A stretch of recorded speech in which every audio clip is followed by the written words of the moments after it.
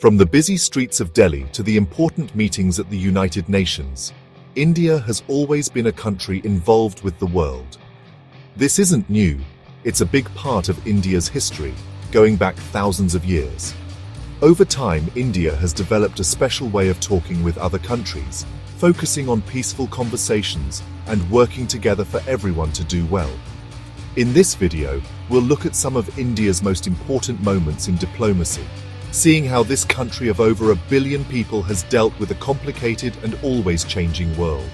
We'll see how India, by not taking sides, making strong friendships with other countries, and believing in working together with many nations, has made a special place for itself in the world. This isn't just a history lesson, it's a look at the ideas that shape how India works with other countries today. It's a story of strength, smart planning, and a strong belief in talking things out to solve problems and make the world fairer. The year is 1961.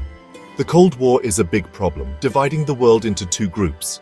But a new voice speaks up, a voice that doesn't want to pick a side.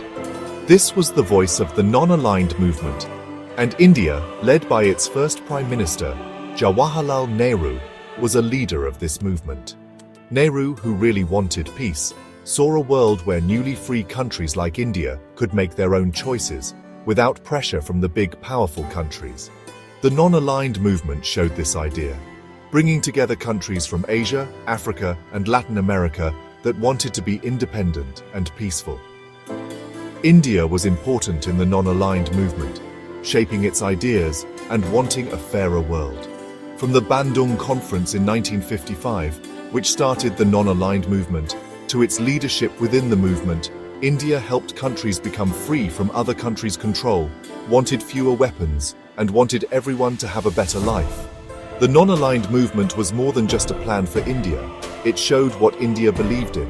It showed that India believed in solving problems peacefully, talking and working together, and following international law. Even today, as the world faces new problems, the non-aligned movement is still important. It reminds us that working together is powerful, being independent is important, and talking things out is still needed in a world that's always changing. It's 1972. The 1971 war between India and Pakistan, which created Bangladesh, just ended. India, having won, had a choice to punish Pakistan or to offer peace. India, showing it believed in talking things out, chose peace. The Simla Agreement, signed by Prime Minister Indira Gandhi and Pakistan's President Zulfikar Ali Bhutto, was a very important moment.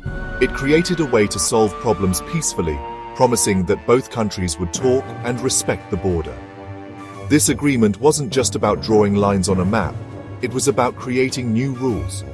It showed that India wanted to talk with its enemies, even after winning a war, to find lasting peace. The Simla Agreement showed that talking, even when it's hard, is the only way for both countries to have a good future. The Simla Agreement is a strong example of how much India believes in talking things out, even after a fight. It showed India wanted to work together, not be alone, and talk instead of fight. It reminds us that even when things are bad, even after a war, trying to talk and understand each other is most important. In the desert of Pokhran, Rajasthan, something important happened: the Smiling Buddha nuclear test in 1974.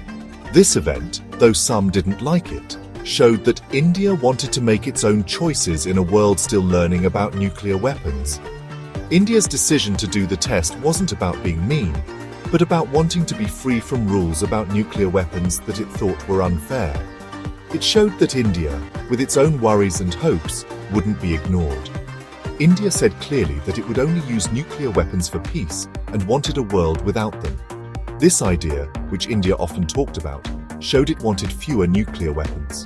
The 1974 Pokhran test was a big change, not just for India's safety, but also for how it worked with other countries. It showed India would make its own decisions, based on what was good for India and wanting a fairer world. The test, while some people didn't like it, showed India wanted to control its own future. It showed that India could rely on itself and didn't think only a few countries should control nuclear weapons and world safety. The year is 1971. Things are tense between India and Pakistan, and war might happen. India signs the Indo-Soviet Treaty of Peace, Friendship and Cooperation with the Soviet Union, a very important agreement. This treaty, signed during the Cold War, was a smart move for India. It gave India important help from the Soviet Union when Pakistan was becoming friends with the United States and China. The treaty protected India, scaring off possible enemies and making it stronger. The Indo-Soviet Treaty showed how practical India was about working with other countries. It showed India understood what was happening in the world and wanted to make friends to protect itself. This treaty didn't mean India stopped being non-aligned. India continued to work with countries on both sides of the Cold War and wanted a world with many powerful countries, not just two. The Indo-Soviet Treaty is an important part of India's history. It shows how well India could work with other countries, making alliances when needed, but still staying independent and not picking sides. As the 1900s ended, India started looking east towards Southeast Asia.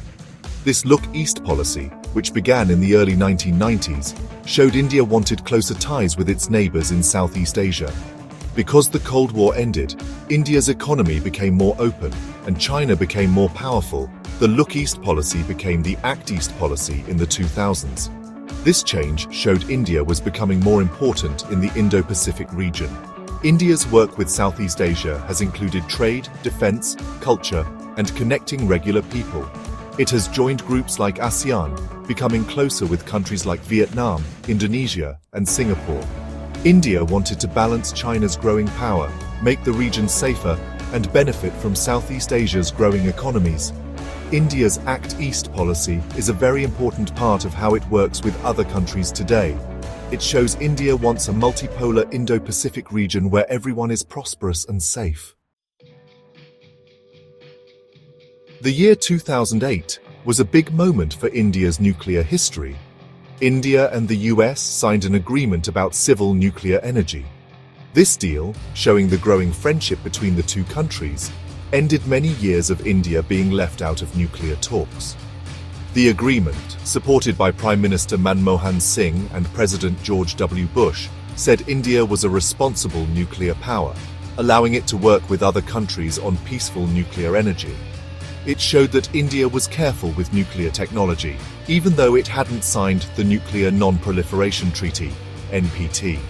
The deal was hard to make and needed special permission from the Nuclear Suppliers Group, NSG, showing how hard both India and the US worked. It changed global nuclear rules, accepting India's nuclear program while making it harder for others to get nuclear weapons.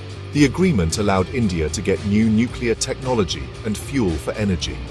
It also made India more involved in global nuclear talks, making it more important in the world. The India-US Civil Nuclear Agreement shows how talking can change things. It showed the power of working together and that the world saw India as more important. From its busy cities to important global meetings, India has always supported working together with many countries. Its involvement with groups like BRICS, Brazil, Russia, India, China, and South Africa, and the G20 shows it wants a fairer world. In BRICS, India has pushed for changes in world financial systems, helping countries in the developing world work together and solving problems that developing economies face. It helped create the new Development Bank and the Contingent Reserve Arrangement, showing it wants a fairer global financial system. India's involvement with the G20, a group of the world's biggest economies, is also important. It has used its position in the G20 to promote sustainable development, growth that helps everyone, and action on climate change, showing it wants to solve world problems by talking and working together. India leading the G20 in 2023 showed its vision of a more connected world. Its focus on One Earth, One Family, One Future showed it believes in global unity and shared responsibility. India's work with other countries goes beyond BRICS and the G20. It has wanted changes at the United Nations, wanting it to be more representative and effective. India and China Two old countries that share a border and a complicated history have worked together sometimes and competed other times. Even though they don't always trust each other and haven't agreed on their border, both countries know talking is important for peace. Agreements in 1993 and 1996 show they want to live peacefully together. These agreements created ways to build trust, separate their militaries, and talk about problems on the border. These agreements didn't solve the border problem, but they have helped stop fighting and kept things mostly peaceful along the border for many years. They show that both India and China know talking, even when it's hard, is the only way to deal with their disagreements. The border agreements show a practical way to deal with a difficult problem. They show that both countries know talking is important to avoid fighting and have a better relationship. Even though problems still exist, the agreements are a starting point for more talks and building trust. They show a commitment to living peacefully and keeping things stable in a very important part of the world. When bad things happen around the world, India helps people and protects its citizens in other countries. From Yemen to Ukraine, India's evacuation diplomacy, like Operation Rahat, has shown it can help people and cares about others.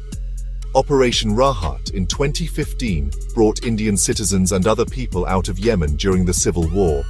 This operation, using ships and planes, saved thousands of people, and other countries praised India for it.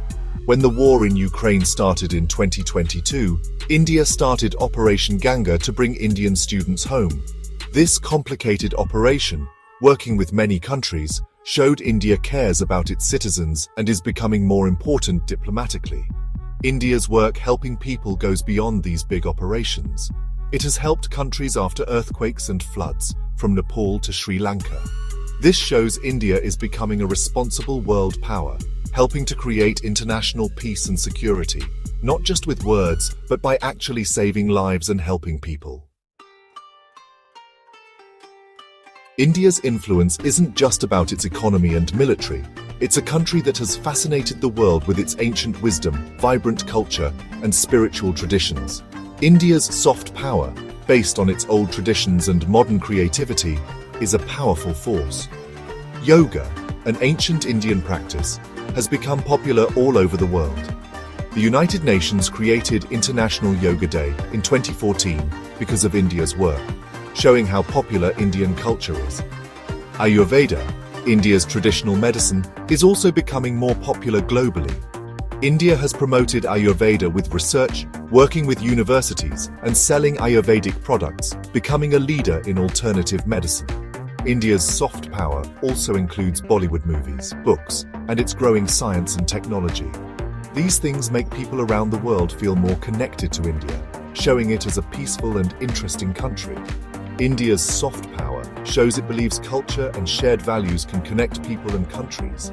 It shows how relevant India's ancient wisdom still is in today's world. Looking back at India's history, we see it wants peaceful coexistence, believes in talking things out, and wants a fairer world. These ideas, which are a big part of India's history and culture, still guide how it works with other countries. In a world with big problems like climate change and pandemics, India's approach to international relations is a good example. Its focus on working with many countries, talking even with enemies, and using soft power provides a good example for the 21st century. India's story isn't finished, but one thing is clear. Its voice, its values, and its vision for a more peaceful and prosperous world will continue to be important for a long time. India is a country that, through its actions and ideas, is a force for good in the world. Please like, comment, share this video, and subscribe to Information Bazaar channel. Thanks for watching.